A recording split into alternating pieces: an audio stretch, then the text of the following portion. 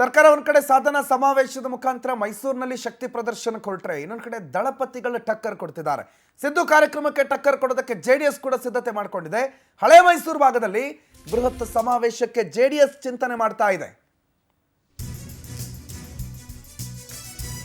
ಒಂದ್ ಕಡೆ ರಾಜ್ಯ ಸರ್ಕಾರದ ಸಾಧನಾ ಸಮಾವೇಶ ಮೈಸೂರಿನಲ್ಲಿ ಇವತ್ತು ನಡೆದ್ರೆ ಜೆಡಿಎಸ್ನದ್ದು ಒಂದು ಸಮಾವೇಶ ಅದೇ ಭಾಗದಲ್ಲಿ ಹಳೆ ಮೈಸೂರು ಭಾಗದಲ್ಲಿ ನಡೆಸಬೇಕು ಅಂತ ಸಿದ್ಧತೆಗಳನ್ನು ಮಾಡಿದ್ದಾರೆ. ಜನರೊಂದಿಗೆ ಜನತಾದಳ ಸಮಾವೇಶಕ್ಕೆ ಮುಂದಾಗಿದೆ ಜೆಡಿಎಸ್. ಹಳೆ ಮೈಸೂರು ಭಾಗ, ಉತ್ತರ ಕರ್ನಾಟಕ ಭಾಗದಲ್ಲಿ ಈ ಸಮಾವೇಶಗಳ ಬಗ್ಗೆ ಸಿದ್ಧತೆ ಆಗ್ತಾ ಇದೆ. ಜೆಡಿಎಸ್ ಸದಸ್ಯತ್ವ ನೋಂದಣಿ ಪಕ್ಷ ಸಂಘಟನೆಯು ಕೂಡ ಒಂದು ಹಂತದ ಯಶಸ್ಸನ್ನು ಪಡೆದಿದೆ. ಸರ್ಕಾರದ ವೈಫಲ್ಯವನ್ನ ಎತ್ತಿ ಹಿಡಿಯುವ ಮೂಲಕ ಪಕ್ಷ ಸಂಘಟನೆ ಮಾಡ್ಕೋಬೇಕು, ಸರ್ಕಾರದ ವಿರುದ್ಧ ಗುಡುಗಬೇಕು ಅಂತ ದಳಪತಿಗಳ ವೇದಿಕೆ ಸಿದ್ಧವಾಗ್ತಾ ಇದೆ. ಮಾಜಿ ಪ್ರಧಾನಿ ದೇವೇಗೌಡರು, ಕೇಂದ್ರ ಸಚಿವ ಕುಮಾರಸ್ವಾಮಿ, ನಿಖಿಲ್ ಕುಮಾರಸ್ವಾಮಿ ಸೇರಿ ನಾಯಕರ ಒಗ್ಗಟ್ಟು ಪ್ರದರ್ಶನ ಈ ಕಾರ್ಯಕ್ರಮದ ಮುಖಾಂತರ ಮಾಡಬೇಕು ಅನ್ನೋ ಸಿದ್ಧತೆಯಾಗಿದೆ.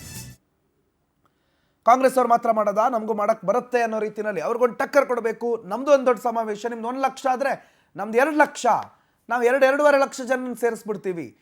ಅದೇ ಮಧ್ಯೆ ನೀವು ನಡ್ಕೊಂಡು ಬಂದ್ರೆ ನಾವು ದೇವೇಗೌಡರನ್ನ ಅದ್ರಲ್ಲಿ ಕೂರಿಸ್ಕೊಂಡು ಬರ್ತೀವಿ, ನಾವು ಕೂಡ ಒಂದು ಶಕ್ತಿ ಪ್ರದರ್ಶನ ಮಾಡ್ತೀವಿ ಅಂತ ಹೇಳಿ ಜೆಡಿಎಸ್ ಸಿದ್ಧ ಮಾಡ್ಕೊಂಡಿದೆ. ಜೆಡಿಎಸ್ಗೆ ಈ ಅಂಶಗಳಿಗೆ ಪೂರಕವಾಗಿರುವಂತೆ ಅವರ ಸದಸ್ಯತ್ವ ಅಭಿಯಾನ, ಪಕ್ಷ ಸಂಘಟನೆ ಇದೆಲ್ಲ ನಡೀತಾ ಇರೋದ್ರಿಂದ ಅವ್ರ ಸಮಾವೇಶಕ್ಕೂ ಕೂಡ ಅದು ಅವಕಾಶ ಮಾಡಿಕೊಟ್ಟಂಗಿದೆ.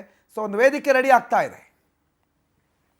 ರೂಪೇಶ್ ಮಾಹಿತಿ ಕೊಡ್ತಾರೆ, ನೇರ ಸಂಪರ್ಕದಲ್ಲಿ ಜಾಯ್ನ್ ಆಗಿದ್ದಾರೆ. ರೂಪೇಶ್, ಕಾಂಗ್ರೆಸ್ ಟಕ್ಕರ್ ಕೊಡೋದಕ್ಕೆ ಜೆಡಿಎಸ್ ಸಮಾವೇಶ, ಯಾವ ಹೆಸರಿನಲ್ಲಿ ಜೆಡಿಎಸ್ ಈ ಸಮಾವೇಶವನ್ನು ಮಾಡ್ತಾ ಇದೆ, ಏನೇನು ಸಿದ್ಧತೆಗಳಾಗಿದೆ ಸಮಾವೇಶಕ್ಕೆ? ರೂಪೇಶ್.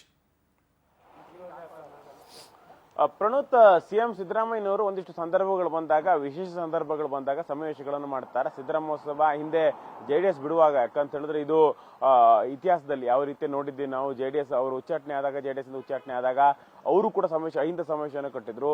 ಅದಾದ ಬಳಿಕ ಮೂಡ ಹಗರಣ ದೊಡ್ಡ ಮಟ್ಟಕ್ಕೆ ಸದ್ದು ಮಾಡ್ತಾ ಇದ್ದಾಗ ಮೈಸೂರಿನಲ್ಲೇ ಸಮಾವೇಶಗಳನ್ನು ಮಾಡಿದ್ರು. ಯಾವತ್ತು ಅಧಿಕಾರ ಸಂಕಷ್ಟ ಬಂದಿದೆಯೋ ಅಥವಾ ವಿಶೇಷ ಸಂದರ್ಭ ಬಂದಿದೆಯೋ ಅವಾಗೆಲ್ಲ ಸಿಎಂ ಸಿದ್ದರಾಮಯ್ಯನವರು ಸಮಾವೇಶವನ್ನು ಮಾಡಿದ್ದಾರೆ. ಇವಾಗಲೂ ಕೂಡ ಸಿಎಂ ಸಿದ್ದರಾಮಯ್ಯನವರು ಇವತ್ತು ಸಮಾವೇಶವನ್ನು ಆಯೋಜನೆ ಮಾಡಿದ್ದಾರೆ. ಅದೇ ರೀತಿಯಾಗಿ ಮೈಸೂರಿನಲ್ಲಿ ಅಬ್ಬರಿಸಿ ಒಂದಿಷ್ಟು ವಿಚಾರವನ್ನು ಡಿಸ್ಕಸ್ ಮಾಡಲಿದ್ದಾರೆ. ಈ ಮೂಲಕ ಒಗ್ಗಟ್ಟಿನ ನಮ್ಮ ಸಂದೇಶವನ್ನು ಕೊಡೋದು, ಅದೇ ರೀತಿ ಸರ್ಕಾರ ಯಾವ ರೀತಿಯ ಗ್ಯಾರಂಟಿ ಮೂಲಕವಾಗಿ ಸಕ್ಸಸ್ ಆಗ್ತಾ ಇದೆ ಆ ವಿಚಾರವನ್ನು ಹೇಳಲಿಕ್ಕೆ ಇಲ್ಲಿ ಮುಂದಾಗಿದ್ದಾರೆ. ಅದೇ ರೀತಿ ಅನುದಾನ ಕೊಡ್ತಾ ಇದೀವಿ ಅಂತ ಮಾತಾಡಿದ್ದಾರೆ. ಆದ್ರೆ ಜೆಡಿಎಸ್ ಅವರು ಅನುದಾನವನ್ನೇ ಕೊಡ್ತಾ ಇಲ್ಲಲ್ವಾ, ಜೆಡಿಎಸ್ ಅವರಿಗೆ ಹೆಚ್ಚು ಸಹಕಾರ ಕೂಡ ಕೊಡ್ತಾ ಇಲ್ಲ. ಸರ್ಕಾರ ಭ್ರಷ್ಟಾಚಾರದಲ್ಲಿ ವೈಫಲ್ಯ ಆಗಿದೆ ಅಂತ ವಿಚಾರವೂ ಕೂಡ ಮುಂದಿದೆ, ಜೆಡಿಎಸ್ ನ ಮುಂದಿದೆ. ಈ ವಿಚಾರವನ್ನು ತಲುಪಿಸಬೇಕು. ಅದು ಆ ವಿಚಾರವನ್ನು ತಲುಪಿಸಲಿಕ್ಕೆ ಜೆಡಿಎಸ್ ಈಗಾಗಲೇ ಜನರೊಂದಿಗೆ ಜನತಾದಳ ಅಂತೇಳಿ ಒಂದು ಸಮಾವೇಶವನ್ನು ಮಾಡ್ತಾ ಇದೆ.